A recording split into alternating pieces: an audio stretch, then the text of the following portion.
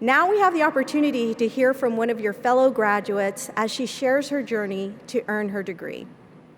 I'm delighted to introduce Hillari Zweibohmer, Bachelor of Science in Health and Human Services from Omaha, Nebraska. When I was a kid, I loved to tell a story.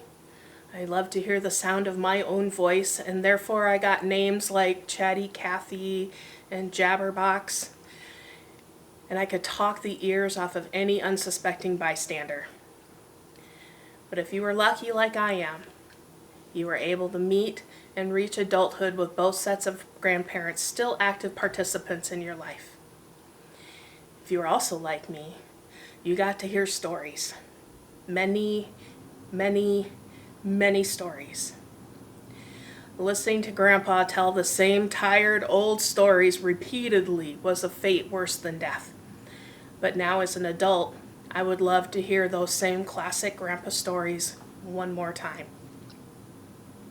What I didn't realize was those tiring old stories laid the foundation for who I am today. When I was growing up, I got lessons in history and agriculture, life skills, and faith.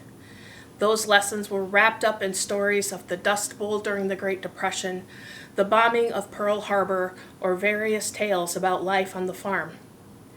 Those stories set the foundation for me wanting to help the patients at the hospital I work for to find their voices and be heard. During my coursework at WGU, I learned that not everyone's voices can be heard. I learned that cultural awareness and access to quality health care and other social determinants made it hard for patients' voices to be heard. I learned that many times we listen to respond and not listen to understand.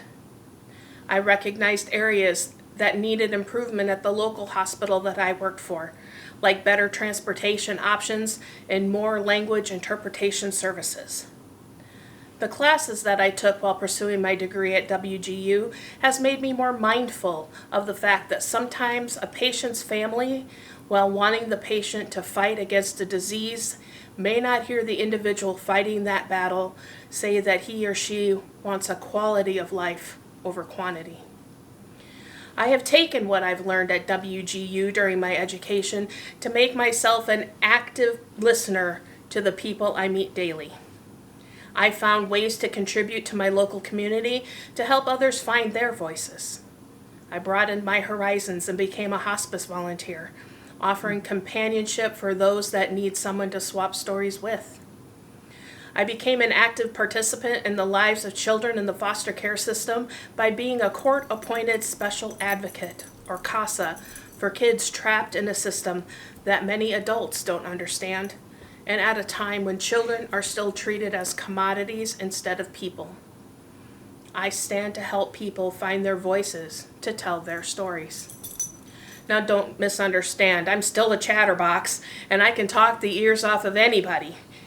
However, now I know how to listen to what someone is saying to me. I have learned that what I do now and how I impact the people I meet are just parts of a story. The rest of my story is still a work in progress. Thanks to the faculty of WGU for helping us to increase the content of our stories. They gave us opportunities to grow and plant seeds of knowledge that can lead us to help others find and tell their stories. May your stories be told for generations and have a powerful impact on setting the foundations for others. Congratulations, 2024 graduates of WGU, and thank you. Thank you, Hillari, for your inspiring words today. As we gather to celebrate the achievements of our graduates, I am reminded of the power of storytelling in shaping our lives and communities.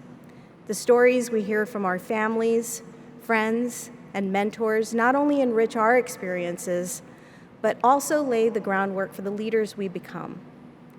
Today, we honor not just your academic accomplishments, but the journey each of you has taken, filled with lessons learned and challenges overcome.